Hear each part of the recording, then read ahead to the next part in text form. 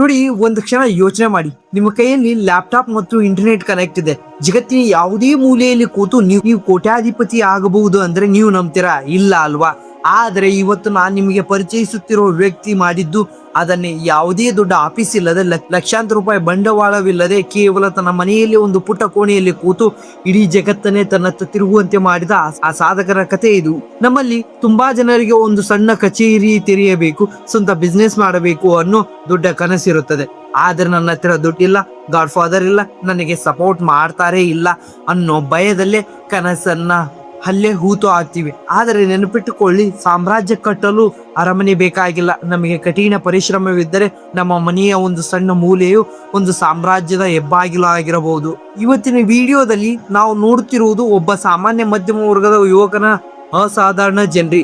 ಎತ್ತವರ ಆಸೆಗಾಗಿ 95 ಜಾಬ್ಗೆ ಸೇರಿ ತನ್ನ ಒಳಗಿನ ಬೆಂಕಿಯನ್ನು ಆರಲು ಬಿಡದೆ ರಾತ್ರಿ ಇಡೀ ಮನೆಯಲ್ಲೇ ಕುಳಿತು ಏನೆಲ್ಲ ಸರ್ಕಸ್ ಮಾಡಿ ಅವರಿಗೆ ಎದುರಾದ ಸವಾಲುಗಳು ಯಾವುವು, ಅಷ್ಟಕ್ಕೂ ಅವನು ಕಂಡುಹಿಡಿದ ಅರಸ ಸೂತ್ರವೇನು?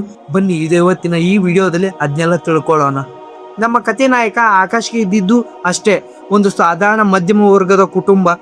ತಿಂಗಳ ಕೊನೆಗೆ ಖಾಲಿ ಆಗುವುದು ಅಪ್ಪನ ಸಂಬಳ ಮತ್ತು ಮನೆಯೇ ತುಂಬಾ ಇದ್ದ ಸಾಲದ ಹೊರೆ.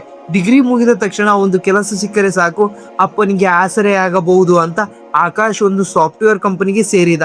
ಆದರೆ ಕೆಲಸ ಸಿಕ್ಕ ಮೇಲೆ ಅವನಿಗೆ ಅಸಲಿ ವಾಸ್ತವ ಗೊತ್ತಾಗುತ್ತದೆ. ಬೆಳಗ್ಗೆ 10ರಿಂದ ರಾತ್ರಿ 8ರವರೆಗೆ ದುಡಿದರೂ ಸಿಗುತ್ತಿದ್ದ ಸಂಬಳ ಕೈಗೆ ಬಂದರೂ ಬಾಯಿಗೆ ಸಿಗುತ್ತಿರಲಿಲ್ಲ. ದಿನ ಕಳೆಯುತ್ತಿದ್ದಂತೆ ಆಕಾಶ್ಗೆ ತಾನು ಯಾವುದೇ ಒಂದು ಇಲಿ ರೇಸ್ನಲ್ಲಿ ಸಿಕ್ಕಿ ಹಾಕಿಕೊಂಡೇನೆ ಅಂತ ಅನಿಸೋಕೆ ಶುರುವಾಗುತ್ತದೆ. ಕಡೆ ತಿಂಗಳಿಗೆ ಸಂಬಳ ತಂದು ಕೊಡಬೇಕಾದ ಜವಾಬ್ದಾರಿ, ಇನ್ನೊಂದು ಕಡೆ ತನ್ನದೇ ಆದ ಏನಾದರೂ ಸಾಧನೆ ಮಾಡಬೇಕು, ಸ್ವಂತ ಬಿಸ್ನೆಸ್ ಮಾಡಬೇಕು ಅನ್ನೋ ಒಂದು ಆಟ. ಆದರೆ ಬಿಸ್ನೆಸ್ ಮಾಡೋದು ಅಷ್ಟು ಸುಲಭವಲ್ಲ ಅಲ್ವಾ?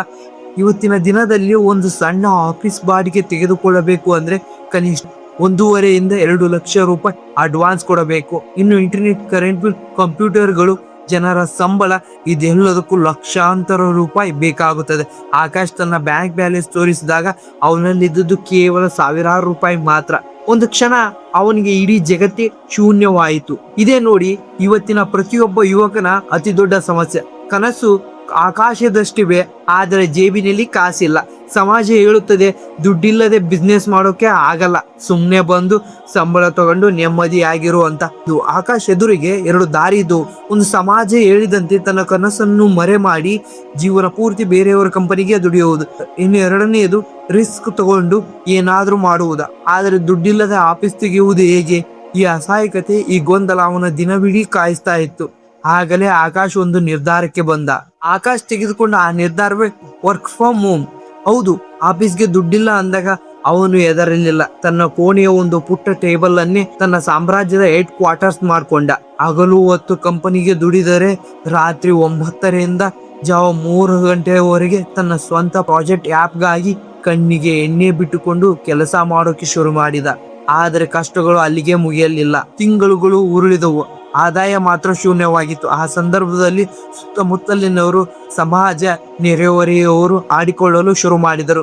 ಇವನ್ ಯಾರೋ ಇಂಜಿನಿಯರಿಂಗ್ ಓದಿ ಮನೆಯಲ್ಲೇ ಕೂತಿರ್ತಾನೆ, ಏನು ಕೆಲಸ ಮಾಡಲ್ಲ, ಅಪ್ಪ ದುಡಿದಲ್ಲೇ ಕಿಂತಾನೆ ಅಂತ.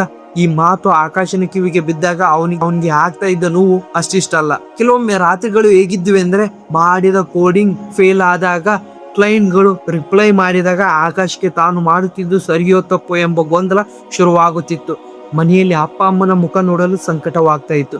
ತಾನು ಒಬ್ಬಂಟಿ, ತನ್ನ ಕೈಯಲ್ಲಿ ಏನೂ ಆಗಲ್ಲ ಅನ್ನೋ ಡಿಪ್ರೆಷನ್ ಅವನನ್ನ ಕಾಡೋಕೆ ಶುರುವಾಗಿತ್ತು. ಸೋಲುಗಳು ಸಾಲಾಗಿ ಬಂದು ಎದೆಗೆ ಬಡಿದವು. ಯಾರಾದ್ರೂ ಬಂದು ನಾನಿದ್ದೀನಿ ಅಂತ ಬೆನ್ನು ಸವರಬಾರದೆ ಅಂತ ಜೀವ ಅಪಿಸುತ್ತಿತ್ತು. ಪ್ರತಿ ಕತ್ತಲೆಯ ರಾತ್ರಿಯ ನಂತರ ಒಂದು ಸೂರ್ಯೋದಯ ಇದ್ದೇ ಇರುತ್ತೆ ಅಲ್ವಾ? ಆಕಾಶ್ ಸಂಪೂರ್ಣವಾಗಿ ಸೋತು ಕೂತಾಗಲೆಲ್ಲ ಅವನ ಅಮ್ಮ ಪ್ರೀತಿಯಿಂದ ಮಾಡಿಕೊಟ್ಟ ಆ ಒಂದು ಕಪ್ ಬಿಸಿ ಚಾ ಅವನಿಗೆ ಕೇವಲ ಎನರ್ಜಿ ಕೊಡುತ್ತಿರಲಿಲ್ಲ, ಬದಲಾಗಿ ನನ್ನ ಮಗ ಏನೋ ಸಾಧಿಸುತ್ತಾನೆ ಅನ್ನೋ ತಾಯಿ ನಂಬಿಕೆಯನ್ನ ನೆನಪಿಸುತ್ತಿತ್ತು. ಆಕಾಶ್ ಎದ್ದು ನಿಂತು ಲೋಕ ಆಡಿಕೊಳ್ಳುವ ಮಾತುಗಳಿಗಿಂತ ನನ್ನ ತಾಯಿ ನಂಬಿಕೆಯೇ ದೊಡ್ಡದು ಅಂತ ನಿರ್ಧರಿಸಿದ. ದುಪ್ಪಟ್ಟು ವೇಗದಲ್ಲಿ ಕೆಲಸ ಮಾಡಲು ಆರಂಭಿಸಿದ. ಹಗಲು ರಾತ್ರಿ ಎಂಬ ಭೇದವಿಲ್ಲದೆ ಸೋಲುಗಳನ್ನೇ ತನ್ನ ಮೆಟ್ಟಿಲು ಮಾಡಿಕೊಂಡು ತನ್ನ ಅಪ್ಲಿಕೇಶನ್ ಕೊನೆಯ ಹಂತದ ಕೆಲಸವನ್ನು ಮುಗಿಸಿದ. ಆ ಸಣ್ಣ ಕೋಣೆಯಲ್ಲಿ ಇಡೀ ಜಗತ್ತನ್ನೇ ಬದಲಾಯಿಸಬಲ್ಲ ಆ ಒಂದು ಕ್ರಾಂತಿಯನ್ನು ಸದ್ದಿಲ್ಲದೆ ರೆಡಿ ಮಾಡಿದ. ಒಂದು ದಿನ ಆಕಾಶ್ ತನ್ನ ಇಡೀ ಜೀವನ ಎಂದಿಗೂ ಮರೆಯಲಾಗದ ಒಂದು ದಿನ ಅವನ ಹಗಲು ರಾತ್ರಿ ಕಷ್ಟಪಟ್ಟು ತಯಾರಿಸಿದ ಈ ಮೊಬೈಲ್ ಅಪ್ಲಿಕೇಶನ್ ಗೂಗಲ್ ಪ್ಲೇ ಸ್ಟೋರ್ನಲ್ಲಿ ಲಾಂಚ್ ಆಯಿತು. ಮೊದಲನೇ ದಿನ ಕೇವಲ 10 ಡೌನ್ಲೋಡ್ಸ್, ಎರಡನೇ ದಿನ 50. ಆದರೆ ಮೊದಲ ವಾರ ಮುಗಿಯುವಷ್ಟರಲ್ಲಿ ಆ ಮ್ಯಾಜಿಕ್ ನಡೆದೇ ಹೋಯಿತು. ಯಾವುದೋ ಒಂದು ಟೆಕ್ ಬ್ಲಾಗ್ ಆಕಾಶ್ ಮಾಡಿದ ಆ ಆ್ಯಪ್ ಬಗ್ಗೆ ಒಂದು ಸಣ್ಣ ಆರ್ಟಿಕಲ್ ಬರೆದಾಯ್ತು ಅಷ್ಟೇ. ಆಕಾಶ್ ಫೋನ್ಗೆ ನೋಟಿಫಿಕೇಶನ್ಗಳ ಮಳೆಯೇ ಬರಲು ಆರಂಭಿಸಿತು. 1000, 5000, 50,000 ಕೇವಲ 8 ತಿಂಗಳಲ್ಲಿ ಆ ಆ್ಯಪ್ ಅನ್ನು 1 ಲಕ್ಷಕ್ಕೂ ಹೆಚ್ಚು ಜನ ಡೌನ್ಲೋಡ್ ಮಾಡಿಕೊಂಡರು. ಯೋಚನೆ ಮಾಡಿ ಸ್ನೇಹಿತರೆ, ಬೆಂಗಳೂರಿನ ಒಂದು ಸಣ್ಣ ಮನೆಯಲ್ಲಿ ಒಂದು ಪುಟ್ಟ ಕೋಣೆಯಲ್ಲಿ ಹಳೆಯ ಲ್ಯಾಪ್ಟಾಪ್ ಇಟ್ಟುಕೊಂಡು ಕೂತಿದ್ದ ಒಬ್ಬ ಸಾಮಾನ್ಯ ಹುಡುಗ ಇವತ್ತು ಜಗತ್ತಿನ ಬೇರೆ ಬೇರೆ ದೇಶಗಳ ಜನರ ಮೊಬೈಲ್ ಸ್ಕ್ರೀನ್ ಮೇಲೆ ರಾರಾಜಿಸುತ್ತಿದ್ದ. ದೊಡ್ಡ ದೊಡ್ಡ ಮಲ್ಟಿ ನ್ಯಾಷನಲ್ ಕಂಪನಿಗಳು ಆಕಾಶ್ನ ಆ್ಯಪ್ನ ಕ್ರಿಯೇಟಿವಿಟಿ ನೋಡಿ ದಂಗಾಗಿ ಹೋಗಿದ್ದರು. ಇನ್ವೆಸ್ಟರ್ಗಳು ಅವನಿಗೆ ಫಂಡ್ ಕೊಡಲು ಕ್ಯೂ ನಿಂತಿದ್ದರು. ಯಾವ ಸಮಾಜ ಇವನ ಮನೆಯಲ್ಲಿ ಸುಮ್ಮನೆ ಕೂತಿದ್ದಾನೆ ಲೇ ಹುಡುಗ ಅಂತ ಹೀಯಾಳಿಸುತ್ತಿದ್ದ ಅದೇ ಸಮಾಜ ಜನರು ಇವತ್ತು ಆಕಾಶ್ನ ಮನೆಗೆ ಬಂದು ಅಪ್ಪನ ಹತ್ತಿರ ನಿಮ್ಮ ಮಗ ಗ್ರೇಟ್ ಅಣ್ಣ, ನಮಗೂ ಸ್ವಲ್ಪ ಹೇಳ್ಕೊಡೋಕೆ ಹೇಳಿ ಅಂತ ಕೇಳ್ತಾ ಇದ್ದಾರೆ. ಇದಕ್ಕಿಂತ ದೊಡ್ಡ ಗೆಲುವು, ಇದಕ್ಕಿಂತ ದೊಡ್ಡ ರಿವೆಂಜ್, ಒಬ್ಬ ಸಾಧನೆಗೆ ಇನ್ನೇನ್ ಬೇಕು? ಇವತ್ತು ಆಕಾಶ್ಗೆ ಲಕ್ಷಾಂತರ ರೂಪಾಯಿ ಆದಾಯವಿದೆ. ಅವನಿಗೆ ಬೇಕಿದ್ದರೆ ದೊಡ್ಡ ಸಿಟಿಯಲ್ಲಿ ಐಷಾರಾಮಿ ಆಫೀಸ್ನ ತೆರೆಯಬಹುದಿತ್ತು, 100 ಜನರನ್ನು ಕೆಲಸಕ್ಕೆ ಇಟ್ಕೋಬಹುದಿತ್ತು. ಆದ್ರೆ ಅವನು ಇವತ್ತಿಗೂ ಹೆಮ್ಮೆಯಿಂದ ಜಗತ್ತಿಗೆ ತೋರಿಸುವುದು ತನ್ನ ಮನೆಯ ಈ ಪುಟ್ಟ ಕೋಣೆಯನ್ನೇ. ಏಕೆಂದರೆ ಅವನು ಜಗತ್ತಿಗೆ ಒಂದು ಸಣ್ಣ ಸಂದೇಶವನ್ನು ಸಾಬೀತು ಮಾಡಿದ್ದಾನೆ. ಸಾಧಿಸಬೇಕು ಎಂಬ ಹಠ ಮತ್ತು ಕಠಿಣ ಪರಿಶ್ರಮ ನಿಮ್ಮ ಬೆನ್ನಿಂದಿದ್ದರೆ ಜಗತ್ತಿನ ಅತಿ ದೊಡ್ಡ ಸಾಮ್ರಾಜ್ಯವನ್ನು ನೀವು ನಿಮ್ಮ ಮನೆಯ 4 ಗೋಡೆಗಳ ಮಧ್ಯೆ ಕಟ್ಟಬಹುದು. ನೋಡಿ, ಇವತ್ತು ನಾನು ಆಕಾಶ್ ಕತೆ ಹೇಳಿದ್ದು ನಿಮಗೆ ಕೇವಲ ಒಬ್ಬ ವ್ಯಕ್ತಿ ಯಶಸ್ಸು ತೋರಿಸೋಕೆ ಮಾತ್ರ ಅಲ್ಲ.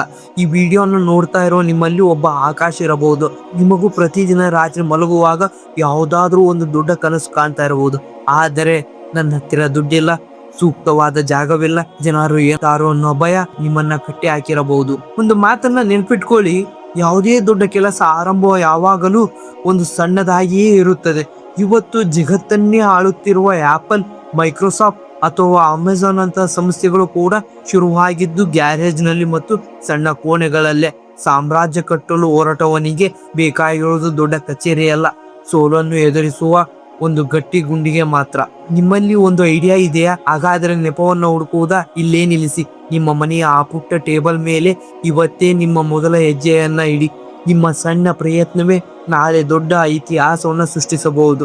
ಇಷ್ಟೊತ್ತು ನಿಮ್ಮ ಅಮೂಲ್ಯವಾದ ಸಮಯವನ್ನು ಕೊಟ್ಟಿದ್ದು ಈ ಕಥೆಯನ್ನು ಕೇಳಿದ್ದಕ್ಕೆ ನಿಮಗೆ ನಿಮ್ಮ ಎಲ್ಲರಿಗೂ ನನ್ನ ಹೃದಯಪೂರ್ವಕವಾದ ಧನ್ಯವಾದಗಳು. ಇನ್ ಕೇಸ್ ಈ ಚಾನಲ್ನ ಏನು ಯಾರು ಸಬ್ಸ್ಕ್ರೈಬ್ ಮಾಡ್ಕೊಂಡಿಲ್ಲ, ಪ್ಲೀಸ್ ಸಬ್ಸ್ಕ್ರೈಬ್ ಮಾಡಿ, ಹಂಗೆ ಲೈಕ್ ಮಾಡಿ, ಶೇರ್ ಮಾಡಿ. ಮತ್ತೆ ನೆಕ್ಸ್ಟ್ ವಿಡಿಯೋದಲ್ಲಿ ಸಿಗೋಣ. ಓಕೆ ಫ್ರೆಂಡ್ಸ್, ಬಾಯ್.